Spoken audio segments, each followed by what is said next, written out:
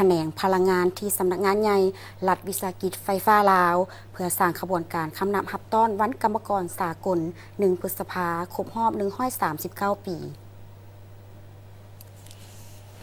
วันที่ 30 เมษายน 2025 ที่สำนักงานใหญ่รัฐวิสาหกิจไฟฟ้าลาวได้จัดการแข่งขัน4 มื้อให้งานประจำปี 2025 ของแขนงพลังงานเพื่อเป็นการสร้างขบวนการคำนับรับต้อนวันกรรมกรสากล1 พฤษภาคม 2025 ครบรอบ139 ปีเป็นเกียรติเข้าร่วมมีท่านโพไซไสยสรรัฐมนตรีกระทรวงพลังงานและบ่อแฮท่านท้องจันทร์ภูมิพันธ์รองประธานศูนย์กลางสหพันธ์กรรมบาลลาวพร้อมด้วยบรรดาคณะกรรมบาลสมาชิกกรรมบาลเข้าร่วม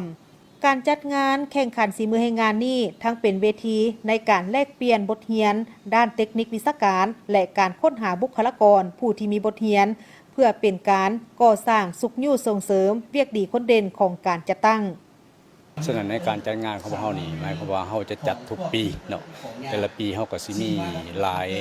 ทีมของเขาร่วมการแข่งขันเนาะนับมันเฮาสิเล่นเรื่องวิชาเฉพาะเทคนิคเป็นส่วนใหญ่เนาะรองลงมาก็เป็นเรื่องนวัตกรรมสิ่งประดิษฐ์เนาะเพื่อส่งเสริมเพื่อขยายความรู้เนาะความสามารถของไอ้น้องพนักงานไฟฟ้าลาวที่เฮามีในปัจจุบันนั้นเนาะสำหรับปีนี้เฮาก็หลักๆเฮาก็มี2หัวข้อใหญ่ๆเนาะโดยเฉพาะมันติดพันกับเวียกวิชาเฉพาะด้านเทคนิคนั้นเนาะในเวียกด้านเทคนิคเนี่ยเฮาก็สิส่วนใหญ่เฮาจะลงลึกเรื่องกฎสอบกฎการเป็นส่วนใหญ่เนาะพันมาแหละหมายความว่าเฮาจะเห็นเวียกตัวจริงเป็นส่วนหลายและบางไอ้น้องเฮาก็บางเทื่อเฮ็ดเวียกเก่งเนาะเพราะว่าบางคนก็เฮ็ดเวียกมา20-30 ปีก็มีประสบการณ์หลายแต่การเฮ็ดเวียกตัวจริงอันข้าพเจ้าคิดว่าไฟฟ้าลาวเฮาเก่งอยู่แล้วเนาะฉะนั้นแหละในปีนี้เฮาสิเน้นเรื่องการตรวจสอบว่าการเป็นหลักเนาะว่าปัญหาต่างๆมันเกิดขึ้นในระบบเฮามันเป็นแนวใดแล้วก็การแข่งขันเฮาก็สิเป็นลักษณะแบบก็มีรางวัลที่1ที่2ที่3มาแล้วเนาะตามเงื่อนไขเนาะอันใดสำคัญอันใดบ่สำคัญก็สิเป็นลักษณะนั้นเนาะและอันสำคัญที่สุดก็เป็นหยังเฮาต้องเฮ็ดก็เพื่อว่าเฮาอยากส่งเสริมความรู้ความสามารถของไอ้น้องที่ว่าบ่มสอนอยู่ในตนของเขาเองหั่นเนาะให้ออกมาโซ่หรือว่าออกมาแสดงความรู้ความสามารถนะเพื่อว่าอันสำคัญก็เป็นว่าเฮาสิเอาความรู้ความสามารถนั้นมาพันขยายอยู่ในรัฐวิสาหกิจไฟฟ้าลาวเนาะมาต่อยอดให้รัฐวิสาหกิจไฟฟ้าลาวเฮาเฮ็ดให้องค์กรเขามีเสถียรภาพเนาะทั้งด้านเทคนิคก็แม่นได้เนาะทั้งด้านอื่นๆที่ติดพันในการคุ้มครองระบบของเฮาก็สามารถเป็นได้เนาะการแข่งขันด้านฝีมือให้งานในการปฏิบัติเวียกงานวิชาเฉพาะแขนงการไฟฟ้ามี6หัวข้อคือการนำไส้บรรดานิติกรรมข้อกำหนดและระเบียบการต่างๆที่ติดพันกับระบบจำหน่ายไฟฟ้ามี21ทีมการกวดกาหาข้อบกพร่องของการติดตั้งหม้อนับไฟมี17ทีมการกวดกาป้อมหม้อแปลงจำนวน10ทีมและการเปลี่ยนถ่ายหน่วยป้องกันการสั่นสะเทือนของสายไฟฟ้าแห้งสูงมี18ทีมด้านนวัตกรรมหรือสิ่งประดิษฐ์สร้างที่สำเร็จแล้วมี10ทีมการนำเสนอแนวความคิดการปรับปรุงและแก้ไขปัญหาที่เกิดขึ้นในระบบไฟฟ้ามี9ทีมที่ว่าสำหรับ